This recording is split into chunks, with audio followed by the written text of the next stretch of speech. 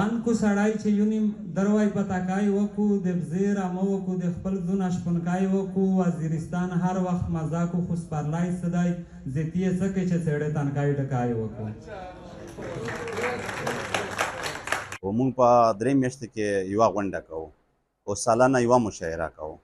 لکه څنګه چې نن شو مشاعره ده او دا زموږ سالانه مشاعره ده دا نننۍ مشاعره په څه بنیاد ده څنګه مو راټوله کړې ده بس دا زموږ لکه چې کله کال پوره شي موږ یوه مشاعره کوو هغې نه پس بیا موږ خپلې چې کومې ډپټۍ دي خپل کسان دي هغه بیا سره چینج را چینج کوو او نن زموږ د کتاب مخکتنه هم ده پکې او مشاعره هم ده کتاب د چا دی او څنګه دی کتاب زما دی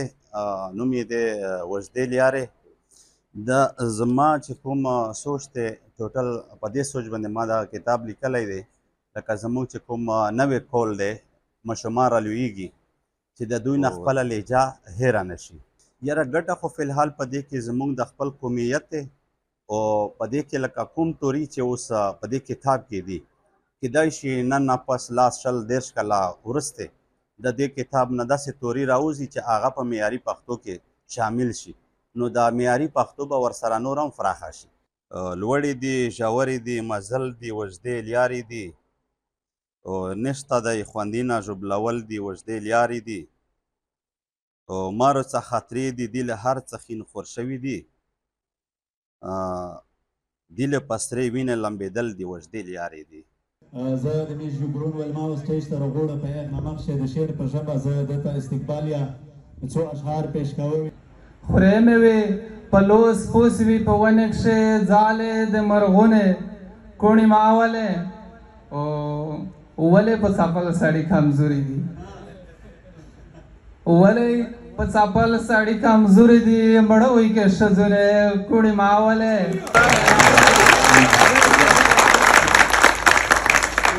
شکر د خدای پدمانې من یې لرو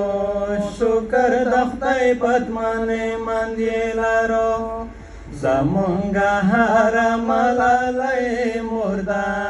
خو یو زمونږ مېرنۍ مرده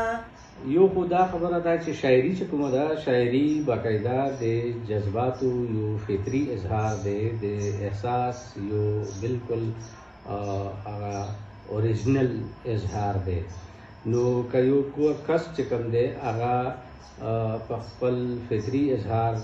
په خپله لهجه کې کول غواړي نو هغه ته مکمل ما په خیال اجازت پکار هم دی او دا د هغه حق دی ځکه چې بنیادي مسله د اظهار ده که چېرته یو کس په معیاري لهجه باندې نه پوهېږي عادت نه وي نو بیا به لکه مونږ داسې ګڼو چې یعنې هغه ته په خپله لهجه کې د ویلو اجازت نشته نو دارنګې به مونږ د هغه کس د ویزډم نه د هغه کس د سوچ او د اپروچ نه محرومه شو دویمه بله خبره اړخ کې دا دی چې که بیا یو ځینې خلک څه ملګري راټول شي او هغه نورو ته دا تبلیغات کوي یا باقاعده یوه ټولنه جوړه کړي او هغې منشور دا وي چې تاسو به خالص په خپله ژبه کې لهجه کې په خپله لهجه کې لیکل کوئ نو ما په خیال دا هم بیا په هغه اظهار باندې د پابندۍ یا د کارغن یو تصور دی نو زه دواړه اړخونه چې کوم دي ښه یې هم ګڼم او بد یې هم ګڼم